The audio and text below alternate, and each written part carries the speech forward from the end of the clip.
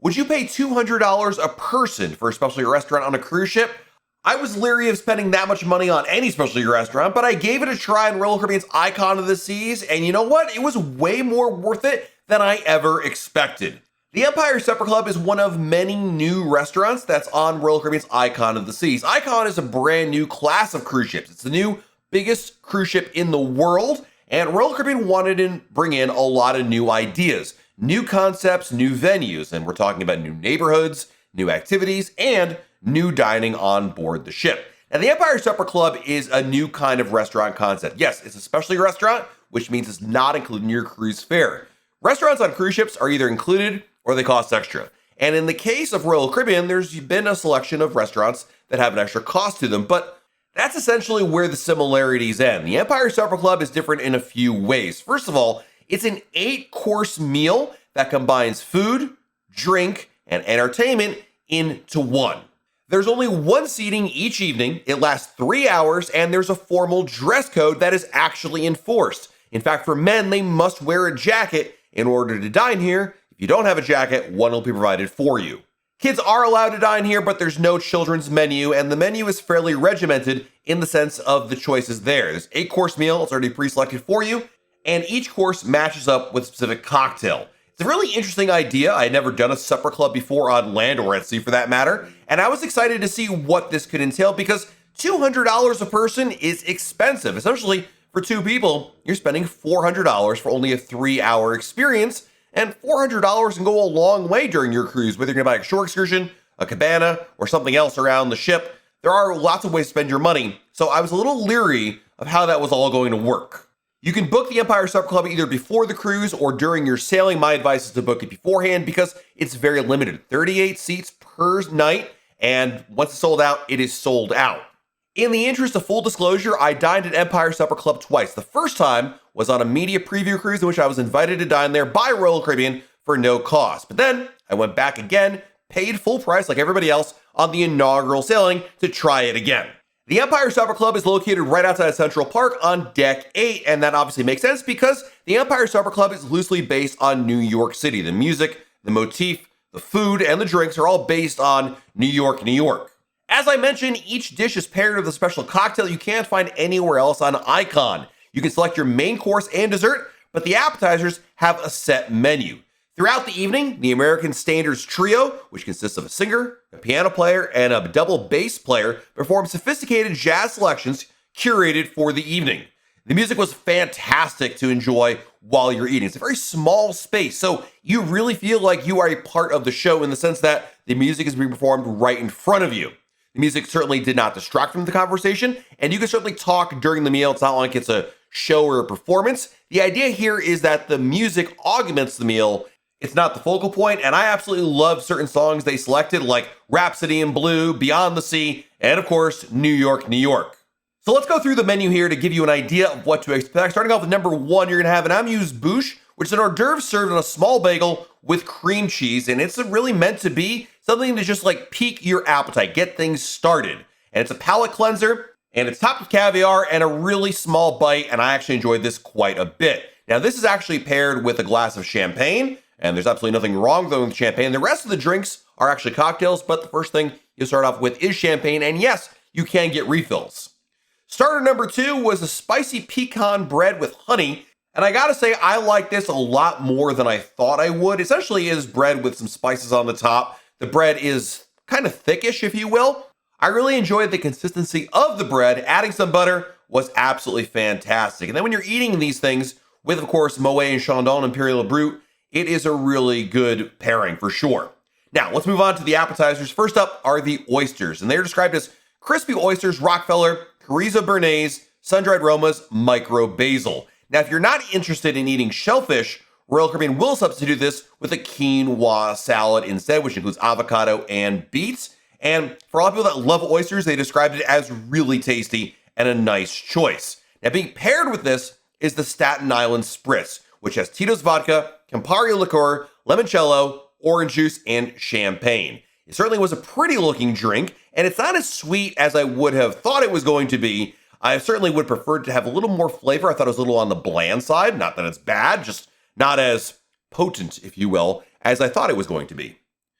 Appetizer number 2 is one of the main favorite dishes on the menu, and that's the raviolo. The raviolo has a soft yolk, spinach, crisp guanciale, shaved Bortega, and Parmigiano cheese. And it was a really interesting dish. I'm not a huge fan of egg yolks personally, but people that are seem to really love this choice.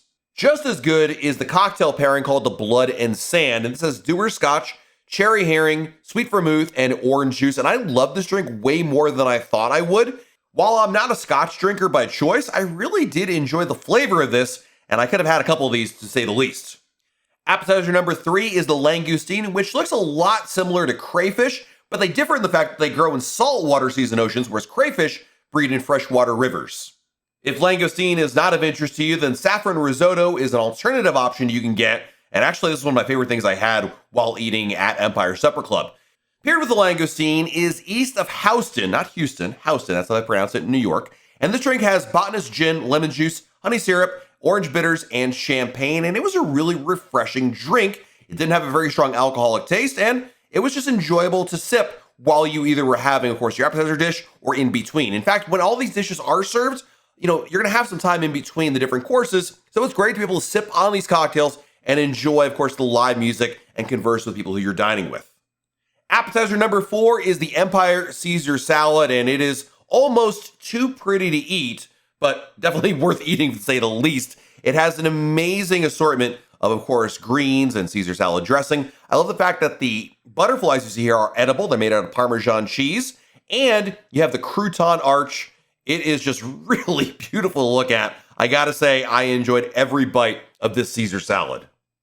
After the salad, of course, it's time to get ready for the meal, and you'll be served a palate cleanser, which is sorbet, and I think pretty much everyone enjoys that, so it was nice to have that as part of that. When it comes to your entrees, you'll have a choice of 3 different entrees: rabbit, Wagyu ribeye, or Chilean sea bass. Now, depending on which entree you choose, you'll get a different drink. As an example, if you choose the Wagyu ribeye, you're going to be served a New York sour, which is a bullet bourbon, lemon juice, simple syrup, egg whites, and claret wine. And it actually has an Empire Supper Club ice cube on it, which is a really nice touch.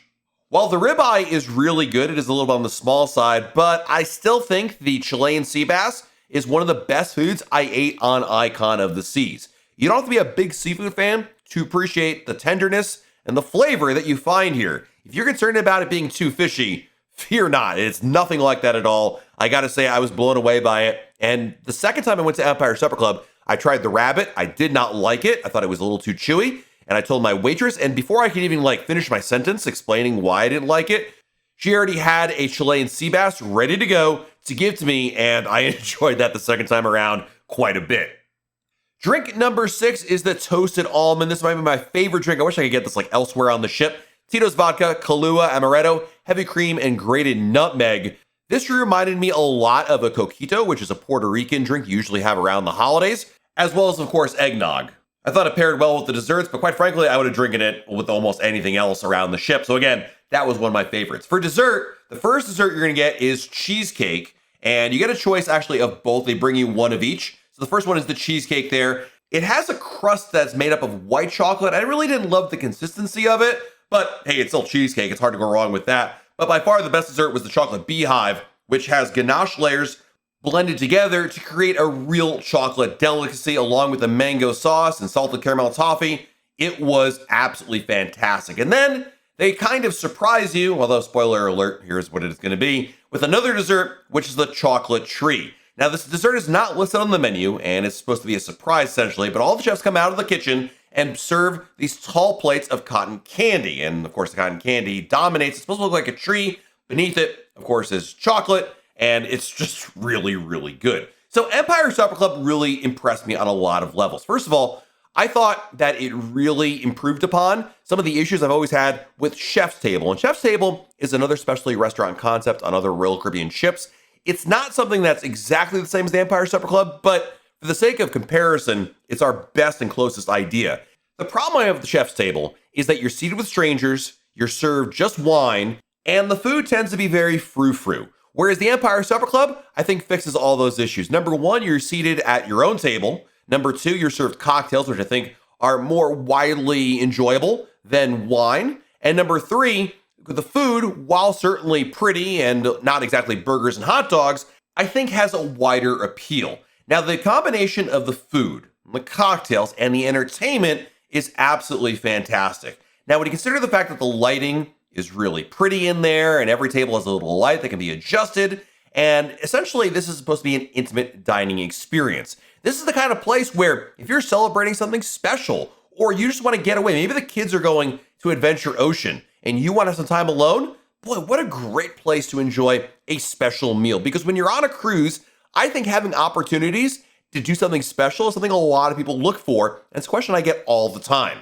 There were special touches that really made the Empire Supper Club stand out, even beyond, of course, the things we've talked about. If you want to go to the restroom, you're actually going to be escorted by one of the waiters to bring you over there. If you have a purse, they actually have a special holder for it that goes on the side of the table. When you book the Empire Supper Club, you'll receive an actual letter in your cabin with an enveloped and stamped wax with your invitation on when to arrive. So is the Empire Supper Club worth $200 a person?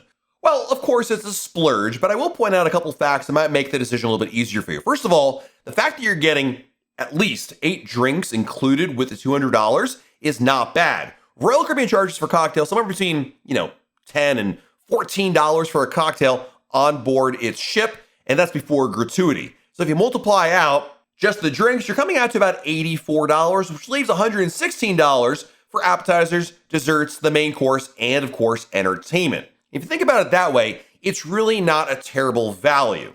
The Empire Supper Club is probably not a restaurant you want to eat at every day of your cruise. It's not like Chops in that way, but I think it is absolutely a must try at least once. And I think for a lot of people, it'll become a must try at least once per sailing as a special night out. Whether it's formal night or a special occasion, I think the Empire Supper Club is going to be very popular. Certainly not everything on the menu is exactly going to be your favorite food. I thought the rabbit was a little bit chewy, and some of the appetizers, if you have special dietary needs, may not be exactly what you're looking for. The good news, though, is they will work with you. If you have special needs or you just prefer not to eat a certain kind of food, they can alter the menu slightly to meet your needs, which is a really nice touch. Overall, though, I was very happy to spend the $400 for myself and Angie, who is one of our writers, to eat at Empire Supper Club. I think it is worth the money. And more to the point, when I go back on Icon of the Seas with my wife, I would love to take her here because I think it's a really cool option, something different. And I appreciate how intimate, different, and formal this restaurant is to give us something else to consider when choosing where to dine on Icon of the Seas. Let me know in the comments below if you've dined at Empire Supper Club, what your thoughts are on it. And will you be booking Empire Supper Club? Is $200 a person for an experience like this worth it in your opinion? I'm looking forward to reading your comments down there below. While you're below our video, hit the like button, subscribe to our channel, and turn on notifications. That way, YouTube lets you know we have a brand new video to share. This has been Matt from RoyalCaribbeanBlog.com, and we'll talk again real soon.